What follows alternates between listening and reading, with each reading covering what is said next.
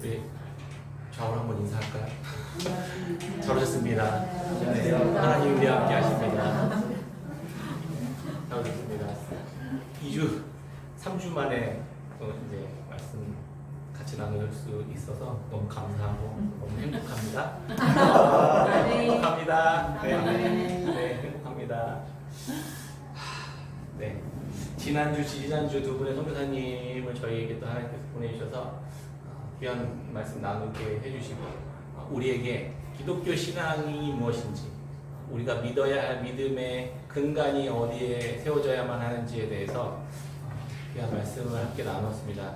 기억이 안 나시죠? 저도 그렇습니다. 하나님의 말씀대로 잘 순종해서 우리가 복을 받는 것, 그게 기독교 신앙의 핵심이 아니라 이미 우리는 하나님의 은혜와 긍휼 안에 속해 있기 때문에 하나님의 말씀에 기쁨으로 순종할 수 있게 되었다라는 게 핵심입니다. 그 말인 것 같지만 완전히 다른 이야기죠. 네, 우리는 이 부분을 정확하게 잘 우리 마음속에 간직해야만 합니다. 우리가 열심히 하나님의 말씀에 순종해서 복을 얻는 게 아니라 이미 우리는 하나님의 은혜 가운데 있기 때문에 기쁨으로 그 말씀을 따라 순종할 수 있게 되었다. 그래서 하나님의 은혜가 우리에게 임하게 되는 것이다라는 것을 우리는 보게 되었습니다.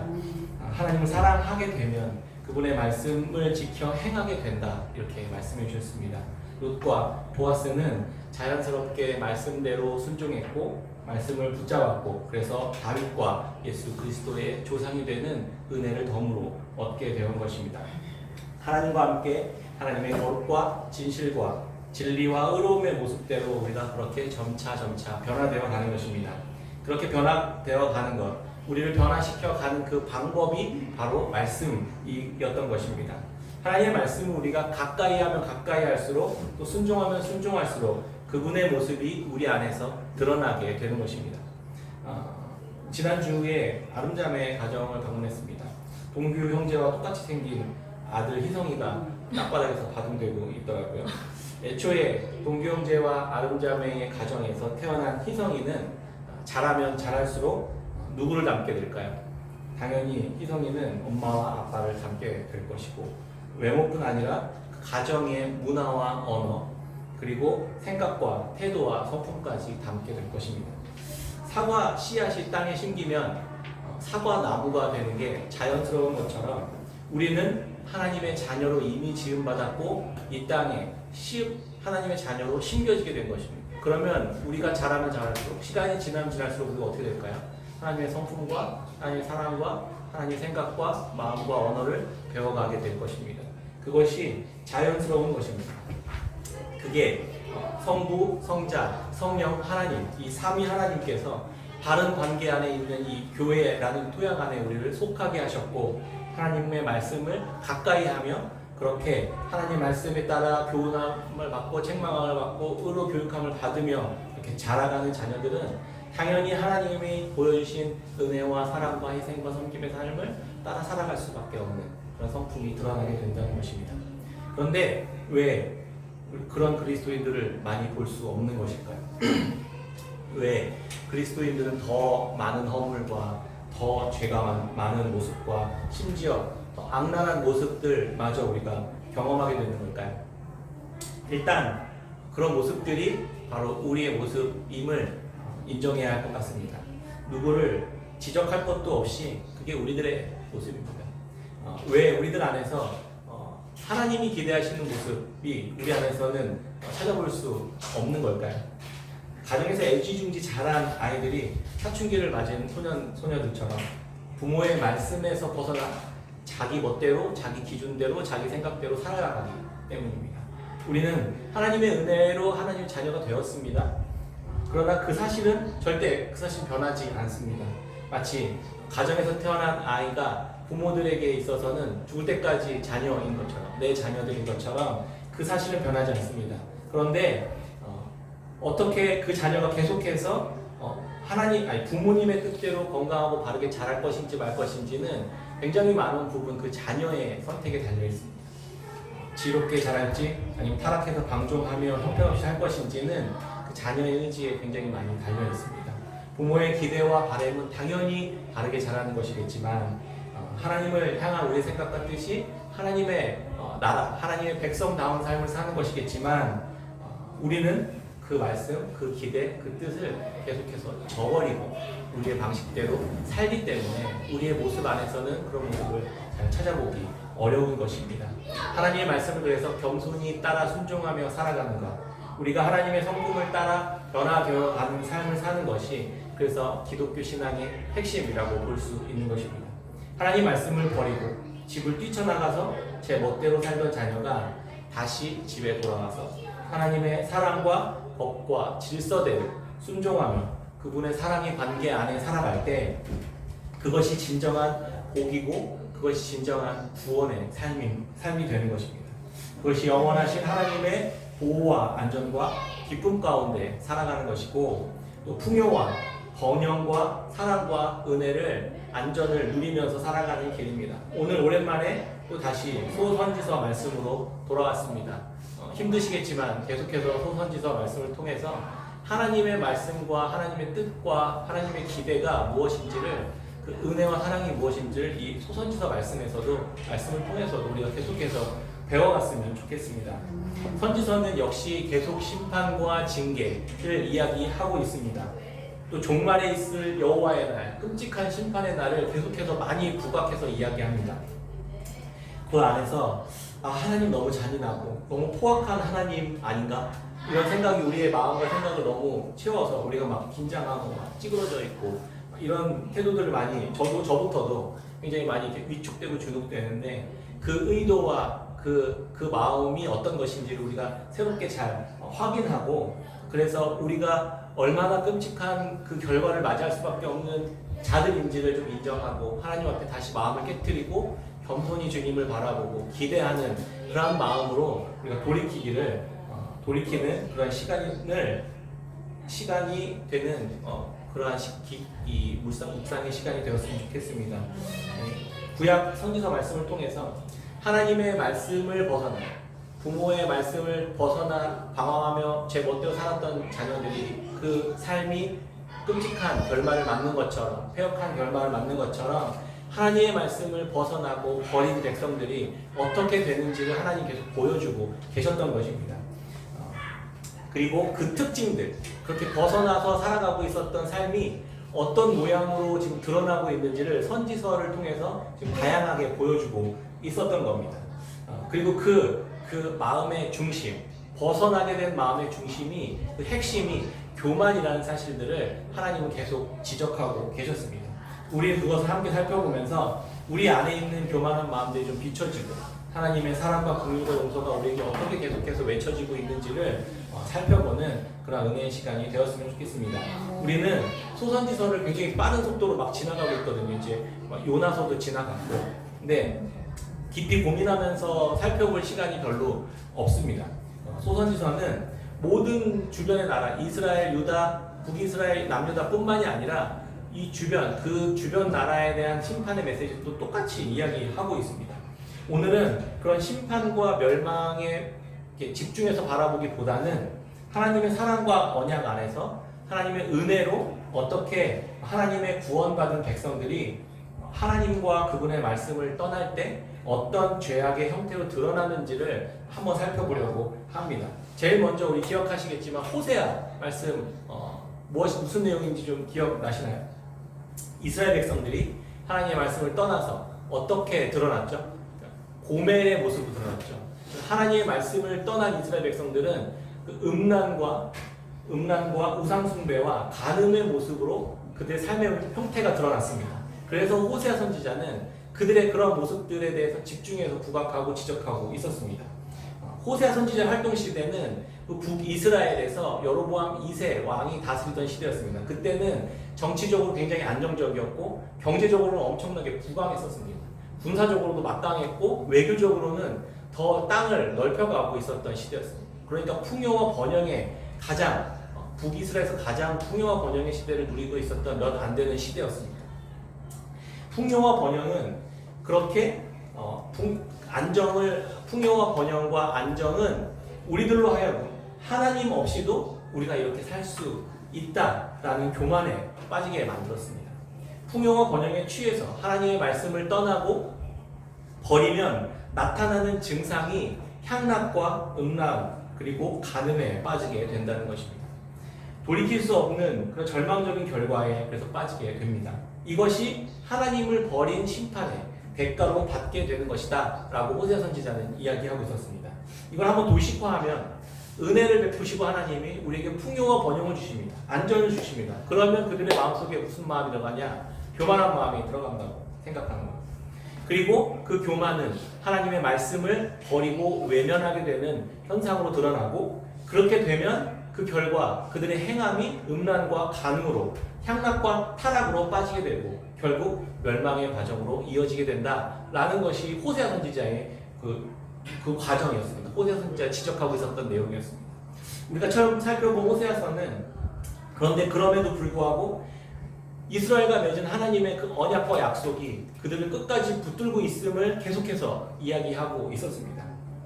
간음한 여인인 고멜처럼 또 데려왔더니 또 도망가, 또 음란하게 빠져. 이렇게 간 그 고멜에게 호세아 선지자를 보내셔서 나와 다시 한번 또 다시 새롭게 시작할 수 없겠냐고 하나님께서 이야기하고 있는 그러한 사랑의 메시지였습니다. 그리고 두 번째는 호세아 선지서 다음에 그다음에 요엘이 나오긴 하는데 그 다음에 함께 살펴볼 것은 아모스서입니다. 오늘 본문 말씀에 속해 있는 아모스서인데, 아모스서도 호세아 선지자와 동시대 사람이었습니다. 같은 시대의 사람이었어요. 그런데 그가 주목하고 있었던 것은 호세아 선지자는 간음과 음란이었고, 아모스 선지자는 사회의 불의한 모습을 지적하고 있어요. 거기에 더 많이 강조했었습니다. 동시대에 있었으니까 풍요와 번영, 똑같이 풍요와 번영이었고, 그들의 마음은 교만해졌지만 그리고 나서 말씀을 버렸고, 그리고 나서 드러나는 행태가 탐욕과 불의와 폭력, 그리고 그걸로 인한 극심한 빈부의 차가 벌어졌다는 것을 이야기하고 있었고, 그로 인해 그들에게 심판이 임하게 될 것이다 라고 말하고 있는 것입니다. 하나님의 말씀을 떠난 이스라엘 백성들이 드러난 행태가 아모스서에서는 자신의 지혜를 최대한 이용해서 뭘 합니까? 악한 시스템을 만듭니다. 그래서 권력을 가진 자들끼리 카르텔을 만들어가지고 자기네들끼리 이런 구조적인 악을 만듭니다. 그리고 서로가 서로를 지원해주고 지지해주고 도와주면서 가난한 이들을 학대하고 그들의 피고름을 짜서 자신의 탐욕 이것을 채우는 그러한 모습을 보여주었습니다.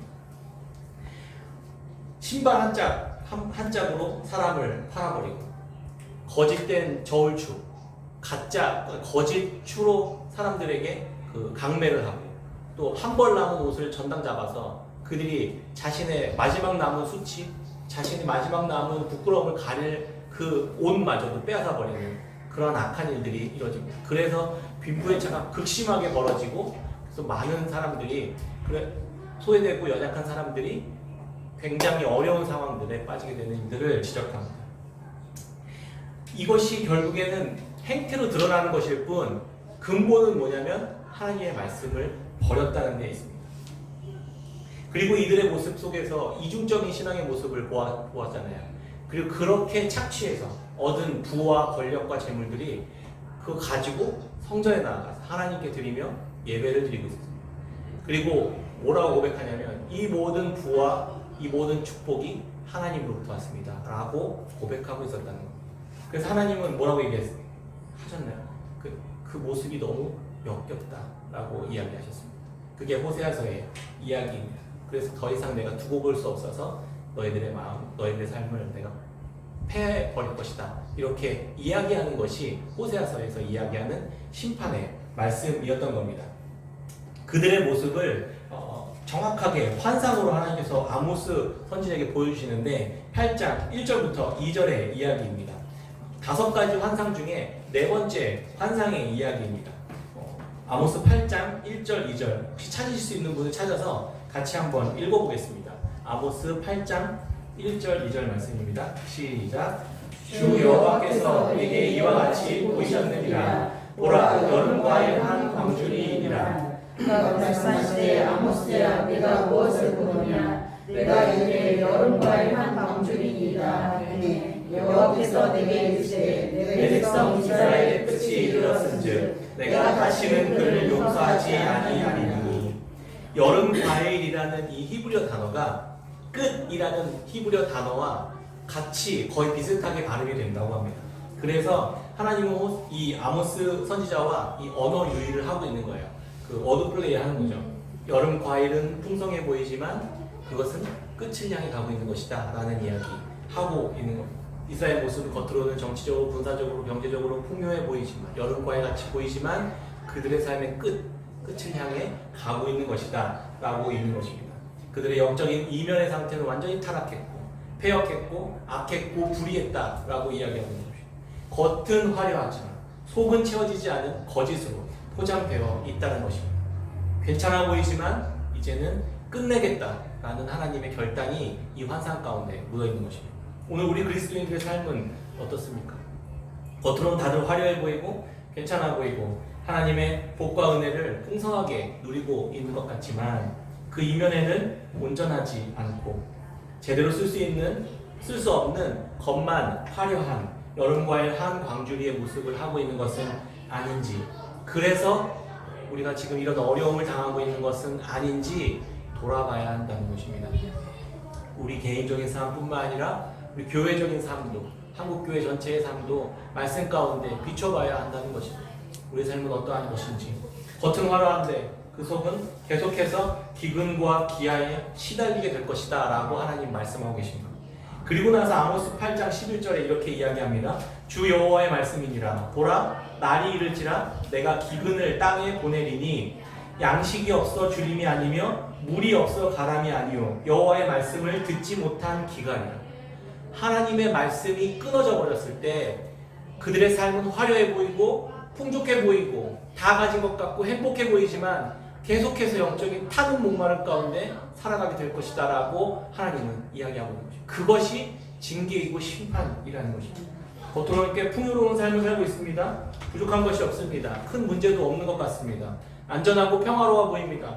SNS에 올라오는 수많은 사진들은, 호화로운 사진들을 보면 나만 빼고 다 행복한 것 같고 나만 빼고 다 부유한 것 같고 나만 빼고 다 문제가 없는 것 같이 보이지만 그렇지 않다는 것입니다. 그의 영혼 가운데는 타는 목마름을 가지고 영원히 말씀이 끊어져서 어떻게 살아야 할지 몰라서 그렇게 살고 있다라고 이야기하고 있는 것입니다. 그것이 하나님께서 주시는 기근과 목마름이라는 것입니다. 여전히 양식과 물, 눈에 보이는 양식과 물은 풍요롭게 우리 앞에 놓여져 있지만 그들의 삶은, 우리의 삶은 계속해서 기갈 가운데 살아가게 될 것이다 라고 이야기하는 것입니다. 뭐 때문에요? 말씀에서 멀어졌기 때문입니다. 말씀을 버린 교만 때문이라는 것입니다. 음란과 음행과 간음을 아무리 누리고 즐겨도, 아무리 권력과 카르텔로 속여 빼앗아 통장의 잔고가 늘어나도, 최상위층에서 살아서 호의호식하면서 살아도 채워지지 않는 목마름을 갖게 됩니다. 곤고해지고 애통하고 애곡하는 날이 오게 될 것이다 라고 하나님이 경고하고 계시는 것입니다. 뭐 때문에? 하나님의 말씀에서 멀어지는 교만 때문에. 스마트폰이 전원에서 빠지면 잠시 그 기능을 감당하는 것 같지만 곧 전원에서 빨간불이 켜지면서 곧 죽어져가는 그런 삶을 살게 된다는 것입니다. 다시 생명의 근원 되시는 하나님께 꽂혀서 그분의 말씀으로 내가 충만해지고 다시 생명을 얻고 더 풍성이 얻는 그 길 가운데로 돌이켜 나아가는 것이 하나님이 지금 이 선지서의 말씀을 통해 우리를 살리시려고 하는 하나님의 말씀이라는 사실을 깨달아야 한다는 것입니다. 호세아와 아모스서 사이에 있는 선지서가 요엘서입니다. 요엘서. 그래서 음란과 불의한 삶, 그리고 불의한 삶 이 사이에는 여호와의 날만 남아있다고 경고하고 계시는 것입니다. 그런데 이런 메뚜기 재앙, 흑암의 재앙, 심판의 재앙, 종말의 재앙, 이 최후의 종말에 있을 여호와의 날에 두렵고 떨리는 마음으로 무시무시한 재앙과 심판이 임하게 될 것이라고 경고하는 것입니다. 그러나 그곳에도 여전히 하나님의 소망의 메시지는 담겨져 있었습니다. 마지막으로 에돔의 교만에 대한 이야기를 하고 마치려고 합니다. 오바댜서, 이 뒤에 있는 아모스서 뒤에 있는 오바댜서의 말씀이에요. 구약에서 가장 짧은 성경인 오바댜서 말씀입니다. 이것도 동일한 원리를 그 밑에 깔고 있어요. 이 오바댜서는 에돔 족속에 대한 심판의 메시지입니다. 에돔 족속은 애초에 하나님의 말씀과 전혀 관계없이 살아가고 있었던 에서의 후손의 민족입니다. 이 에서의 민족, 이 에돔 족속에 대해서 알려면 이 이야기의 그 근원을 향해 거슬러 가야 됩니다. 그 에돔의 조상은 야곱과 에서의 이야기로 거슬러 올라갑니다. 그래서 야곱과 에서는 이삭과 리브가의 쌍둥이 형제입니다. 에서의 이름은 붉다, 털이 많다라는 의미입니다. 그래서 태어날 때부터 몸에 털이 많았는지 아니면 몸이 붉었는지 이름을 그래서 에서라고 지었다고 합니다. 반대로 야곱은 에서의 발꿈치를 붙잡고 태어났다고 해서 야곱이라고 지었습니다. 같은 뱃속에서 나왔지만 둘은 정반대의 성격을 가지고 있었습니다. 에서는 힘이 세고 거칠었어요. 와일드했습니다. 그래서 당시에 굉장히 인기 있었던 직업인 그 사냥꾼이 그의 직업이 되었습니다. 밖에 나가서는 털도 많고 야성미 있고 힘도 세고 이러니까 그는 늘 자신감이 넘쳤습니다. 에서는 당연히 자신이 첫째고 당연히 내가 사냥해서 우리 집안을 일으킬 수 있을 만큼의 힘을 내가 가지고 있고 나는 장자의 명분을 받았다라는 생각으로 그렇게 살았습니다. 그래서 아버지의 사랑과 신임까지 다 독차지했었습니다. 그러니까 그의 삶이 어떻겠어요? 거침이 없었겠죠. 그런데 반대로 야곱은 내성적이었고 소심한 사람이었습니다. 그래서 장막에 남아서 어머니와 함께 요리하고 그의 어머니를 살뜰하게 이렇게 도와주는 그런 성격을 가지고 있었습니다. 그래서 하루는 근데 또 우리가 너무 잘 아는 이야기죠. 하루는 그 에서가 사냥을 하고 너무 허기진 상태로 돌아왔을 때 그 야곱이 팥죽을 붉게 끓인 팥죽을 끓이고 있었습니다. 그 냄새를 맡고 나서 그 팥죽을 좀 달라고 요청합니다. 에서가. 그리고 나서 야곱의 마음속에는 늘 그런 마음이 있었던 거죠. 저 에서가 가지고 있었던 그 장자의 권한만 내가 있었다면 내가 이렇게 살지 않았을 텐데 하나님의 은혜와 복이 왜 나에게 없는 걸까? 이런 소망하는 마음들이 있었습니다. 그래서 장자는 하나님이 주시는 축복의 상징이었습니다. 근데 이것은 타고나는 것이기 때문에 어떻게 할 수가 없잖아요. 그러니까 야곱은 계속 그걸 눈에 보이지도 않고 별로 당장 쓸모도 없는 장자의 권한을 계속 소망하는 마음을 가지고 있었습니다. 나에게도 저런 것이 좀 있었어요.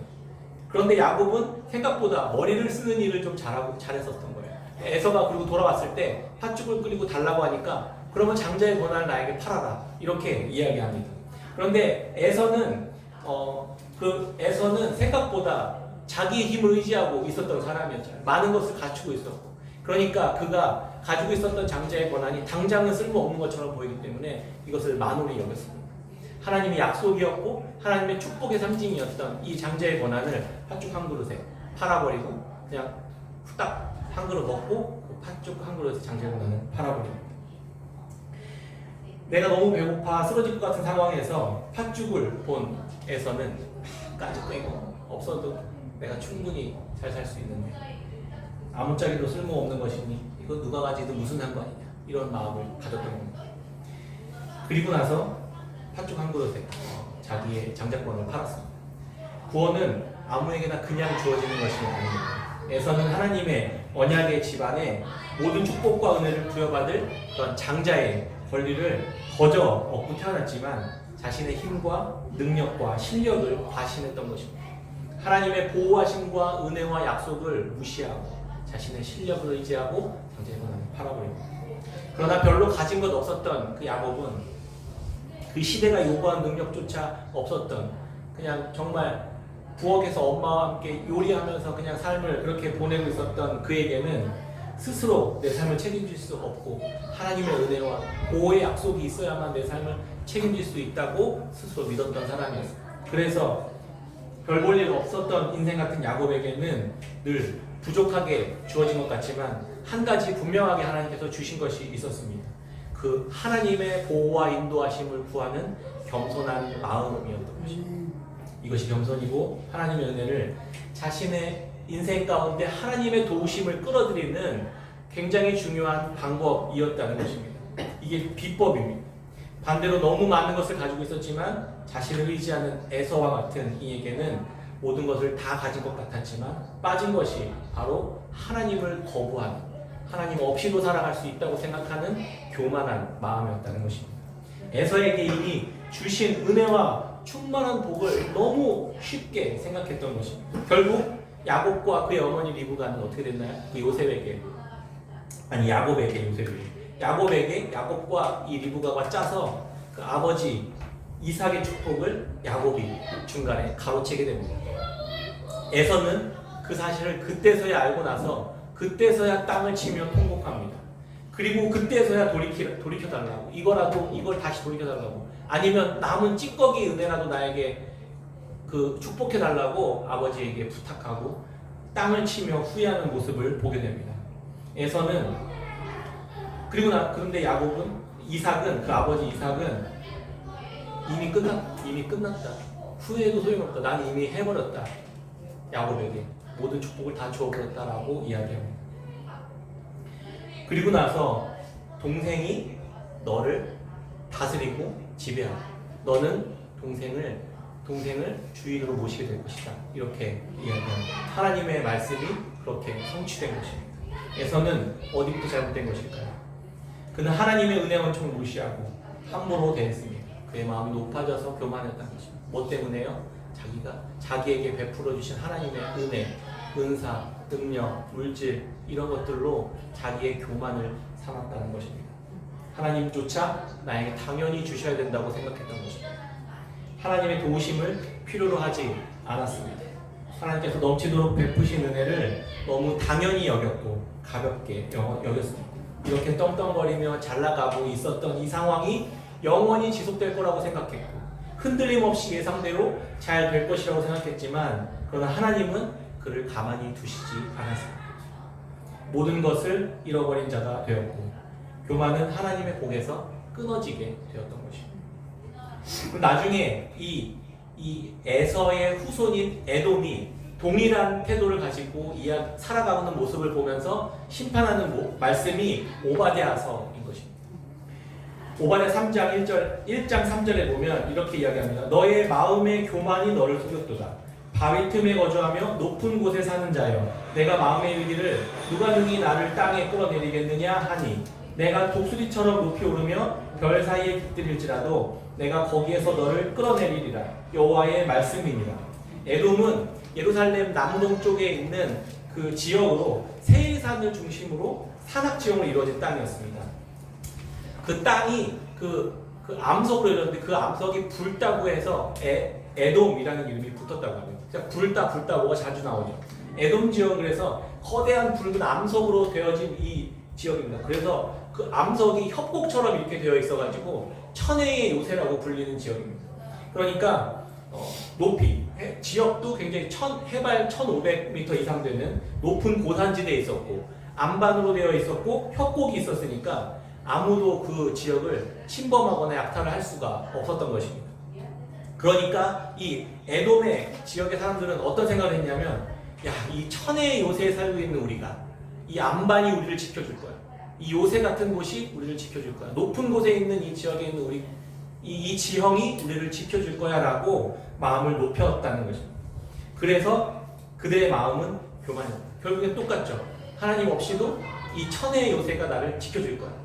결국에는 말씀 없는 자들도 동일하게 교만으로 빠지고 하나님 없이도 살 수 있다고 생각하는 곳으로 가고, 그리고 심판에 이르게 된다는 것입니다. 말씀을 가진 이스라엘 백성들도, 말씀이 없는 이들도 이 멸망을 향해 가고 있는, 몰락을 심판을 향해 가고 있는 이 메커니즘이 동일하게 작동되는 것을 볼 수 있습니다. 이들이 나중에 또 하나님에게 심판을 당하는 이유는 그 형제인 이스라엘 백성들에게 함부로 대했고, 결국에는 그 아수르와 바벨론을 끌어들여서 이놈들을 죽이라고 중간에 이렇게 브로커 역할까지 하는 것을 하나님 굉장히 심각하게 지적하시면서 이들을 내가 반드시 심판할 것이다 이렇게 이야기하는 장면도 보게 됩니다. 똑같이 도식화하면 이렇습니다. 하나님의 은혜, 하나님이 주신 하나님의 말씀이 없고 하나님의 그 언약 백성이 아닌 에돔에게도 하나님은 천혜의 요새를 주셔서 그들을 보호하시고 혜택을 주셨지만, 그들은 그것을 의지하고 하나님의 은혜를 생각하지 못하고 교만에 빠졌습니다. 이스라엘 백성들도 또 남유다 사람들도 북이스라엘 사람들도 모두가 다 동일한 방식으로 심판을 향해 걸어갔습니다. 말씀을 맺겠습니다. 오늘 하나님과 그분의 말씀을 버리고 자신의 풍요와 안전을 유지시켜주는 것들이 나를 보호해주고 더 강력하게 나를 지켜줄 것이라고 믿었습니다. 풍요는 하나님의 말씀을 거부하고 버리게 만들었던 것입니다. 그리고 스스로 지혜롭다 여기는 교만에 빠지게 되었습니다. 그것이 속는 것이고 그것이 교만이라는 사실을 오늘 이야기해주고 있습니다. 교만은 자신 스스로 지혜 있다고 여기게 만드는 거짓말입니다. 그래서 사단은 왜 너 스스로 못해? 왜 하나님께 감사해야 돼? 너가 얼마나 수고하고 땀 흘려 일해서 얻은 것인데 왜 하나님께 감사해? 더 많이 누리고 더 많이 즐겨. 너 할 수 있어. 너 스스로 너의 삶을 행복하고 안전하고 풍요롭게 만들어갈 수 있는 충분한 능력이 너에게 있잖아 라고 속삭입니다. 그 말을 믿고 점점 자신은 그 가운데 거짓된 말씀에 자기를 내어주고 그래서 더 애쓰고 무리하고 악한 일까지 손대게 만드는 것입니다.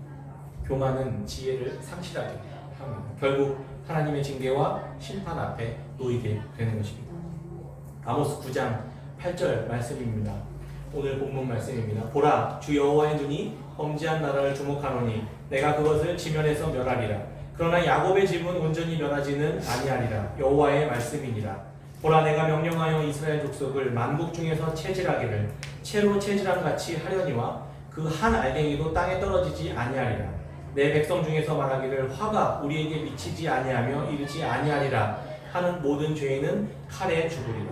범죄한 나라 스스로 하나님의 심판을 두려워하지 않고 떵떵거리며 자신을 신뢰하고 하나님을 세상을 신뢰하고 요새와 같은 그런 높은 지뢰와 협곡 가운데 있는 안전한 것을 구축해 놓고는 오만하게 구는 이들에게 하나님은 내가 다 끌어내릴 것이다. 내가 다 심판해 버릴 것이다. 멸해 버릴 것이다 라고 말하십니다. 그러나 모든 교만한 이들을 모두 다 내가 체질을 해버릴 것이다. 그래서 알곡과 쭉정을 내가 다 날려버릴 것이다 라고 이야기하시지만 여기에서 우리가 발견해낼 것이 있습니다. 내가 9절 말씀에 보라, 내가 명령하여 이스라엘 족속을 만국 중에서 체질하기를 채로 체질한 같이 하려니와 그 한 알갱이도 땅에 떨어지지 아니하리라. 한 알갱이도 땅에 떨어지지 아니하리라. 바로 이 말씀이 우리에게 소망이 되는 것입니다. 모든 악한 교만한 마음들을 가지고 하나님을 대적한 이들은 다 날아갈 것이지만 다시 하나님께 돌이키는 하나님의 백성들 그 한 알갱이는 내가 반드시 땅에 떨어지지 아니하리라 말씀하시는 것입니다. 하나님은 심판을 피하게 하시거나 하시지 않지만 심판을 통과하게 하시지만 그 안에서 알곡을 남기시겠다는 하나님의 결연한 의지와 우리를 향한 우리 자녀된 우리들을 향한 하나님의 그 결연한 의지와 그 약속을 다시 한번 상기시켜 주고 계시는 것입니다. 내가 너희들이 나를 그렇게 대면하고 나를 그렇게 대하고 나를 그렇게 밀어버린다 할지라도 나는 절대 너희를 포기하지 않을 거야 라는 하나님의 메시지가 이 안에 있는 것입니다. 그래서 예수 그리스도를 우리에게 보내주셨고 우리가 얻어야 할 모든 진노와 심판을 예수 그리스도의 십자가 위에 쏟아붓게 하시고 우리를 버려지지 않은 알갱이로 남게 하셨다는 것입니다.